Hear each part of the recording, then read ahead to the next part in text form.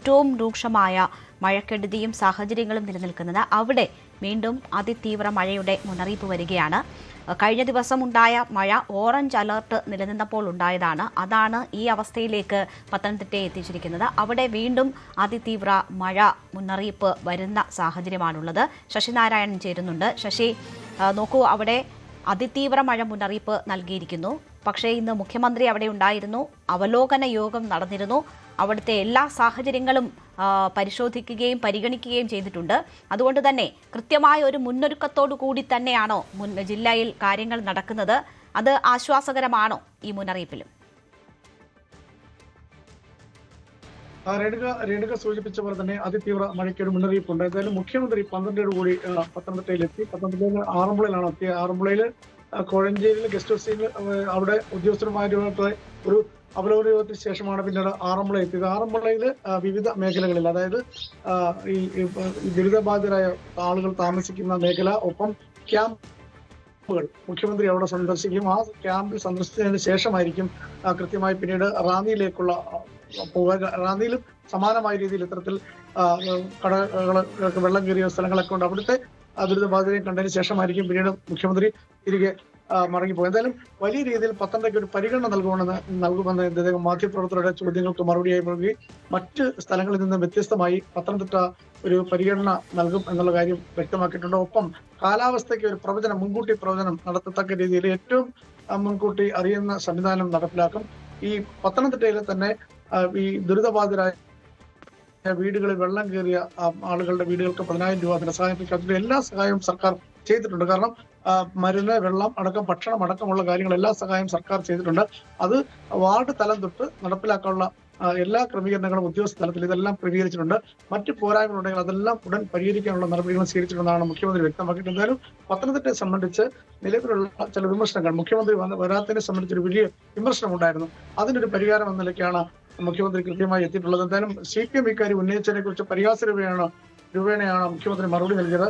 CPM പറയുന്ന പോലെ പ്രവർത്തിക്കാൻ കഴിയില്ല എന്നാണ് മുഖ്യമന്ത്രി അത് സംബന്ധിച്ചുള്ള മറുപടി പറഞ്ഞത്. എന്തായാലും പത്തനംതിട്ടയിൽ ഈ വിവരം അറിഞ്ഞ ഉടൻ തന്നെ മുഖ്യമന്ത്രി 2 മന്ത്രിമാരെ ജില്ലയിൽ അയച്ചിരുന്നു. അവിടുത്തെ സ്ഥിതിഗതികൾ വിലയിരുത്താനും വേണ്ടിയും നടപടികൾ എല്ലാ ഉദ്യോഗസ്ഥർക്കും നിർദ്ദേശം നൽകാൻ വേണ്ടി 2 മന്ത്രിമാരെ. അങ്ങനെ രാഷ്ട്രീയ വിവാദങ്ങൾക്ക് കൂടി മുഖ്യമന്ത്രി ഇന്ന് മാധ്യമങ്ങളെ കണ്ടപ്പോൾ മറുപടി പറയുന്നുണ്ട്. ശശിനാരായണൻ, ഇവിടെ ഇപ്പോ ഇന്നലെ തന്നെ വലിയ വീടുകളിലൊക്കെ വെള്ളക്കെട്ടുകൾ ഉണ്ടായിരുന്നു. പക്ഷേ 2ാം നിലയിലേക്കൊക്കെ മാറി ദുരിതാശ്വാസ ക്യാമ്പുകളിലേക്ക് പോകാതെ ഇരിക്കുന്ന ആളുകളുണ്ട്.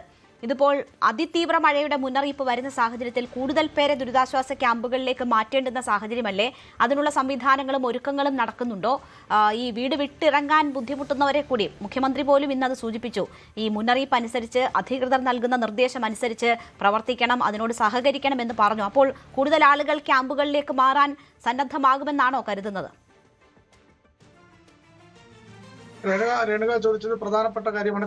കഴിഞ്ഞ 2-3 ദിവസമായി ഈ രക്ഷാപ്രവർത്തകർ നേരിടുന്ന ഏറ്റവും വലിയ വെല്ലുവിളിയാണ് ഈ വീടുകളിൽ നിന്നും ആളുകൾ ഈ ക്യാമ്പിലേക്ക് വരാൻ മടിക്കുന്നു. അത് വലിയ വെല്ലുവിളിയായി തുടരുകയാണ്. കാരണം അപകടമുണ്ടായി എന്തെങ്കിലും അത്യാഹിതം സംഭവിച്ചാൽ ഒരു പക്ഷേ ഇവരെ രക്ഷപ്പെടുത്താൻ പിന്നീട് കഴിയില്ല. പ്രത്യേകിച്ച് രാത്രി സമയങ്ങളിലൊക്കെ വലിയ പാടായിരിക്കും ഇവർ വീടുകളിൽ കഴിഞ്ഞാൽ.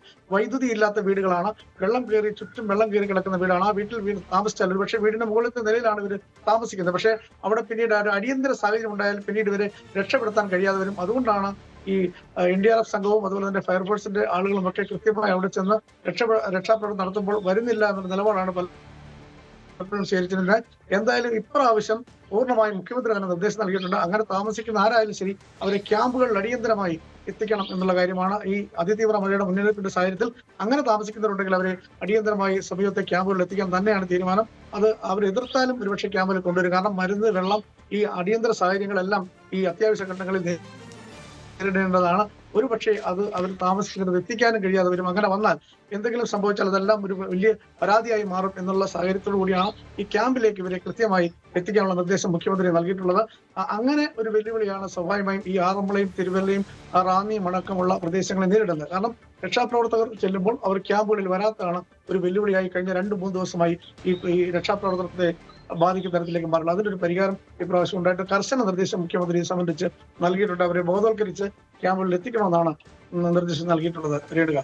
ശരി, ശശിനാരായണനാണ് പത്തനംതിട്ടയിൽ നിന്നും വിവരങ്ങൾ നൽകിയത്. പത്തനംതിട്ടയാണ് ഏറ്റവും മോശമായിട്ടുള്ള സാഹചര്യത്തിലൂടെ ഇപ്പോൾ കടന്നുപോയിക്കൊണ്ടിരിക്കുന്നത്. കഴിഞ്ഞ ദിവസത്തെ വെള്ളക്കെട്ട് പോലും അകന്നിട്ടില്ല. അവിടെ ഇന്ന് അതിതീവ്ര മഴയ്ക്കുള്ള മുന്നറിയിപ്പ് വീണ്ടും നൽകുന്ന സാഹചര്യമാണ്. മഴ കനക്കാനുള്ള സാഹചര്യം തന്നെ നിലനിൽക്കുന്നു. അപ്പോൾ അവിടെ കൂടുതൽ ജാഗ്രതയും കൂടുതൽ ഉത്തരവാദിത്വത്തോടു കൂടിയുള്ള ഇടപെടലും അനിവാര്യമായി വരുന്നു. എന്തായാലും ഇന്ന് മുഖ്യമന്ത്രി തന്നെ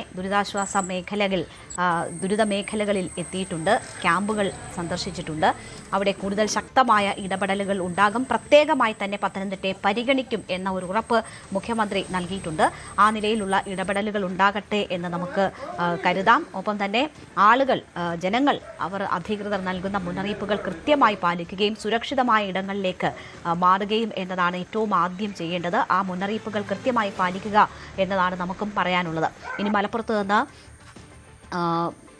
ജിഷാദ് വളാഞ്ചേരിയാണ് നമുക്കൊപ്പം ചേരുന്നത്. ജിഷാദ്, മലപ്പുറത്ത് ഓറഞ്ച് അലർട്ടാണുള്ളത് നമുക്കറിയാം. പക്ഷേ ഓറഞ്ച് അലർട്ടും നിസ്സാരമായി കാണാൻ പറ്റില്ല. ഏതാണ്ട് റെഡ് അലർട്ടിന് സമാനമായ തന്നെ ജാഗ്രതയും മുന്നൊരുക്കവും ഓറഞ്ച് അലർട്ടിലും വേണ്ടുന്നതാണ്. മലപ്പുറത്തെ സംബന്ധിച്ച് എന്താണ് ഇപ്പോഴത്തെ സാഹചര്യം? മഴ ഇപ്പോൾ എങ്ങനെയാണ്? മലയോര മേഖലകളൊക്കെ എങ്ങനെയാണ് ഇപ്പോഴത്തെ സാഹചര്യം നേരിടുന്നത്?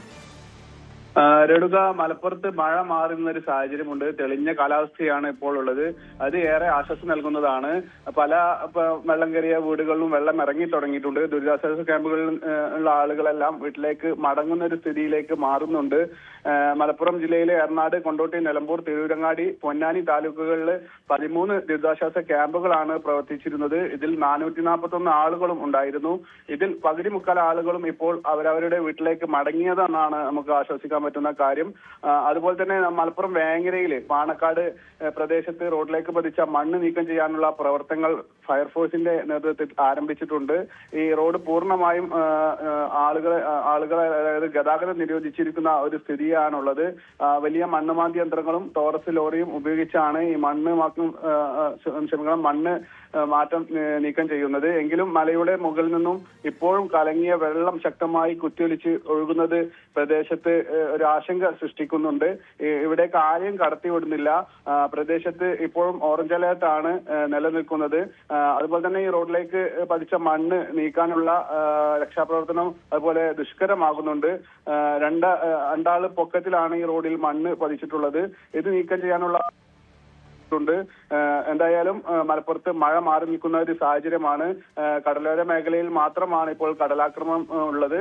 ബാക്കി മലയോര മേഖലയിൽ കംപ്ലീറ്റ് ആയും അതായത് മഴ നിൽക്കുന്ന ഒരു സാഹചര്യമുണ്ട്. ജില്ലയിൽ തെളിഞ്ഞ കാലാവസ്ഥയാണ് രേണുക. കൂടുതൽ വാർത്തകൾക്ക് news 18 Keralam YouTube channel subscribe ചെയ്യുക.